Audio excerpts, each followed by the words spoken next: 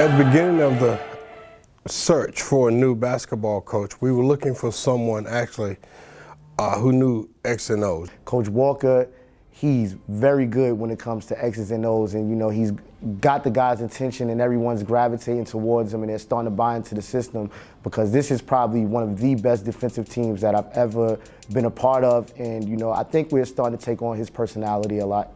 All right, guys, you ready? Pay attention now. It's going to be for you, Todd, so make sure you lock in and pay attention. All right, AJ's going to have it, guys. He's going to bring it up. I have 5 here. Coach Walker helps us to mold me into a better man just because I can come to him, I can talk to him about anything, whether it's basketball, whether it's life, anything that we need to talk about. We can joke around, we can be serious.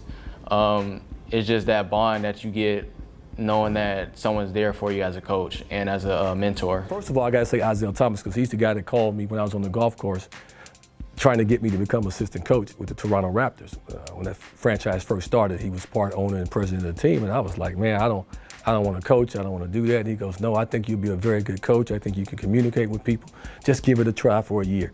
So I wound up getting a job in Toronto with the Raptors as assistant coach, and I never thought that the head coach would get fired after 1 year and the job would become mine. I was like 34 years old, I was the youngest head coach in the NBA at the time, and I wasn't ready for the job, but I learned on the fly. I picked Isaiah's brain. I picked other coaches that I had played for, like Phil Jackson and Chuck Daly and Wes Unseld, and guys that I had played for and respected.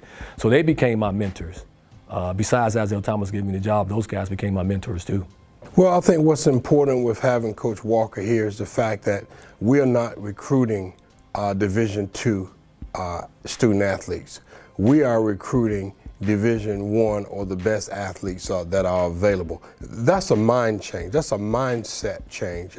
Not only because of his experience as a player and as a coach, I can't see a young man who wouldn't want to come and play for him. If I was to describe myself, I would say I was a fun-loving guy, a prankster, a jokester, a guy that loves the arts, a guy that loves jazz, love golf, even though I'm no good at it, I love golf, and I love life.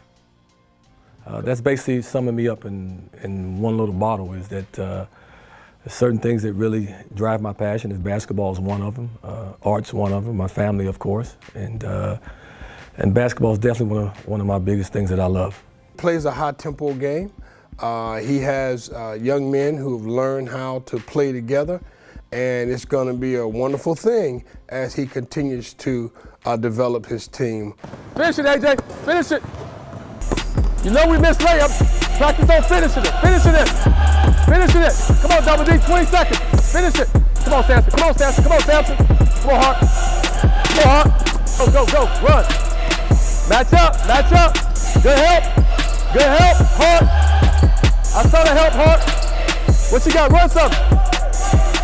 White, get up. When he's saying white, what you supposed to do when he's saying white? Listen to him. Go. Let me explain something, Lawrence. Go on down there. Go on down there. Say you press it. Get out. Come over here, AJ. White. That means what when he calls white? That means you're doing what to the post? That means he's fronting the post, young fella. So now, come on, AJ. I'm gonna get into AJ just like drive, AJ, drive hard. Where he going? Where is he? He's nowhere to go. So when he calls white, all over him. Here you go, Jordan. Do it again. Here we go. Blacks on defense. Hold on. Let Chuka say he got somebody. Who you got? Get somebody, Chuka. That's you, Chuka. That's you, Chuka. That's you.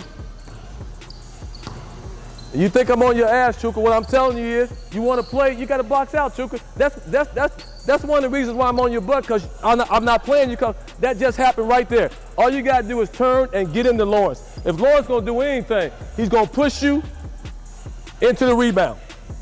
You can't let him get a full head of steam and just go in there. Here we go. And the opposite wing goes to the middle. Nail. Are there times where I could, like, if I see it, I could cheat a little bit so they could throw that pass and I could have the passing lane? If you're there, you already in the passing lane. If you're at the nail guy, you got a chance to get it. Okay. The problem is if you're not at the nail and you try to get it, that's the problem. Okay. If you're at the nail, you always got a chance to get it. It's when guys don't get to the nails when it's a problem. Here we go. Here we go. Get back up there, Mark. Go contest. Somebody go contest.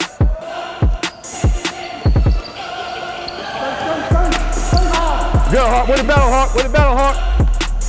Come on, Double D. Oh. All right, we'll take that layup. That's fine. Last one. Box, box. Here he comes. Good, good, good. Go, Lawrence. Under control. Give it to him. See what he got. That's terrible. That's terrible. We got 2-on-1. And he gets that right there.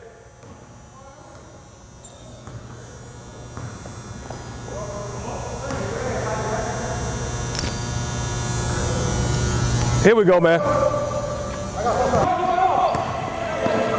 You got 2.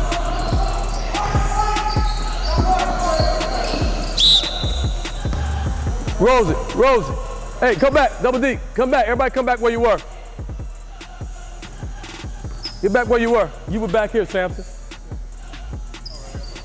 Where were you, Hart? Who got the layup? So what happened? What happened? So you came up. All right. We got to take away the layup. If they get a jump shot, that's fine. I'm going to live with that. We can't give up layups. Cannot give up layups. My coaching philosophy is defensively, you got to start on the defensive end and try to stop people. And also, and incorporated, you got to try to get out and run and make the game fun. The game has changed. A lot of coaches want to be stuck in their ways, but you can't be stuck in your ways because the game is all about the three-point line now. I can still get upset sometimes when it's a three-on-one fast break and a guy, they both spread out for a three-point shot instead of going in for a layup. I've accepted it as a coach. As a matter of fact, I'm telling my guys to shoot the 3 now because that's the way the game has changed now.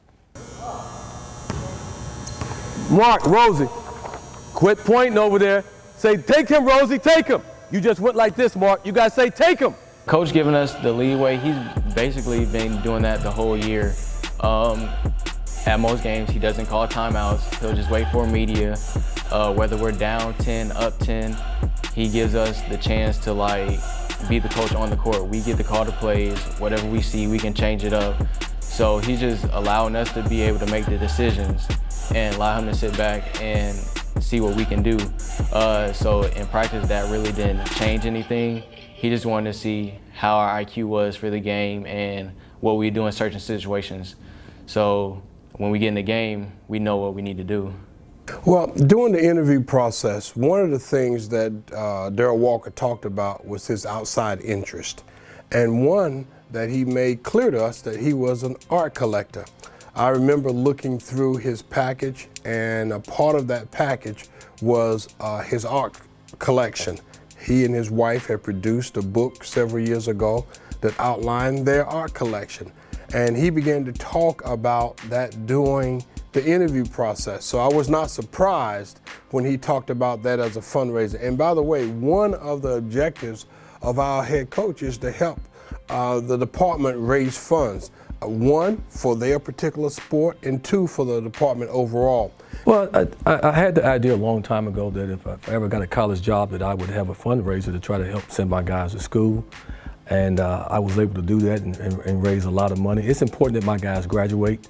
I try to tell my guys and their parents when I recruit them that they are student athletes, not athlete students. I don't want anybody to leave school like I did in 1983 and try to come back when you're 40-some years old and taking classes online and trying to get your degree. It's very difficult to do it. So I'm trying to tell my guys to do it while you're here. I'm trying to stay on track with my guys that they got to take summer school every year. That's important for me to make sure I graduate my guys. Well, here at Clark Atlanta, we want them to be students first and athletes second, because without the grades, you won't be able to get on the court. When Coach Walker told us we was going to go to summer school, it was basically a good feeling because you have someone that's trying to work towards getting your degree and making it easier for you when the season starts. So you get to lessen up some of your hours, you get to focus more on the couple classes that you need during the year, and it's paid for, so you couldn't ask for anything more than that. Just having someone that values your education, it means a lot to everybody on the team. And that's why I did the fundraiser, to make sure they go to summer school. It's mandatory anyway. They have no say in it. It's my say. They got to go to summer school. Well, several people have talked about the rivalry of Morehouse and Clark at Atlanta. It's in Morehouse. I mean, it's always competitive. It's just that rivalry that everyone wants to win. It's the black college basketball version of North Carolina and Duke, you know, and I love those games, and no matter what the records are, we always have a packed arena, you know, whether it's here or at their gym. I've heard a lot of chatter about it. I may be a little biased on this, but I don't quite see the rivalry yet. In order for there to be a rivalry, some people have to beat you over and over again, and they haven't proven to us that they can beat us over and over again. And so our rivalry right now may be with Tuskegee. That's who we need to beat. I think mission accomplished with Morehouse. We intend to be our campus neighbor. We should beat Morehouse. You know, all fun intended. Morehouse is a great institution. They have competed well. No question that they are a rivalry. We have to beat them consistently, year in and year out, in whatever sport we play. So if we play marbles, we should be expected to beat Morehouse College. Well, when I was in Boston in the early 80s with Bernard King, who was a Hall of Fame player, playing against the Boston Celtics in the playoffs with Berg, McHale, Parrish, Cornbread Maxwell, Danny Ainge, that crew, that got pretty heated. Matter of fact, me and Danny Ainge got into a pretty good fight. So that was one of my biggest rivalries. In college, of course, Arkansas-Texas game was always a big game in college when the Southwest Conference was around.